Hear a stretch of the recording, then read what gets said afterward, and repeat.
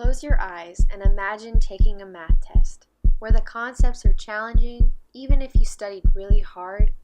You have sweaty palms, heart pounding fast. You can imagine what your teacher is going to say. Why didn't you study harder? Why don't you pay attention more in class? According to my classmates' math history stories, most everyone reported how high school became an uncertain time because of the lack of deeper roots. My grades suffered tremendously in high school because of the anxiety created by the one person in the room who should have made me feel safe, comfortable, and encouraged. Because of these negative experiences, it has only emphasized my desire for creating a safe and comfortable learning environment for my own students, created by a teacher who encourages self-efficacy. This was Bandura's focus. He also emphasized the importance of connecting content to relevant contexts. During my field experience, each student was given this foldable and was asked to draw a real-life object which would represent the equivalent of that unit quantity. This helps students become familiar with vocab and concepts in real life. Piaget believed learners are active builders of their own knowledge, encouraging collaboration for discovery of their own ideas and perspectives. We gave students the opportunity to collaborate with one another on various tasks. When we were learning about how to use a protractor, I gave the students some tape and told them to create their own angles using the door of the classroom. Vygotsky stressed language and emphasized social situations. During my field experience, our students were expected to use content vocabulary aloud during the lesson when asking or answering questions or discussing problems.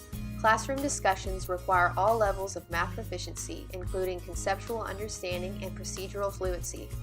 During the field experience, we taught our fourth graders the content standards, geometry, and measurement. Students learned particularly about lines, angles, degrees, fractions, and units. Using these problems in the dot system, we were able to monitor the learning in the classroom, as well as evaluate achievement after leaving the classroom. Then, because of this collected evidence from the problems and the checklists, we were able to conclude who needed tutoring or more reinforcement. The tutoring session was a great dive into the diverse needs of learners. One student did not understand step 1 of using a protractor, which was to line up the line, but this student asked me, which line? Wow, her question helped me really modify my own lesson plan by clarifying student misconceptions. I had to think fast and change my original steps. Soon after modeling lining up the angles rather than the lines, the light bulb went on. Her teacher later reported to me how she did amazing on her weekly test. Mission accomplished. We had one student in our group who had behavioral issues as well as a speech impediment. He was argumentative and did not like to be touched. He talked loudly, knowing most of the answers, complaining about how easy the lesson was. As time went by, we learned how to talk to him directly, giving him some extra attention and extending the lesson to keep him engaged. By the end, he felt safe with us. We both received several warm hugs in which the classroom teacher had to kindly pull him away. Mission accomplished. Overall, I learned many things this semester. First, to never put blame on your students. Teachers should always activate prior knowledge. You can't build a house without a solid foundation. In order to solidify a math foundation, students should participate in classroom discussions using vocabulary-rich discourse. Using language will help shape thinking, giving students a deeper understanding of how to solve problems because of the different perspectives open to connections between concepts. Not only is collaboration important, but the teacher's questions, which will stimulate these conversations. Questioning encourages students to think deeper about understandings, leading the students to take responsibility for their learning.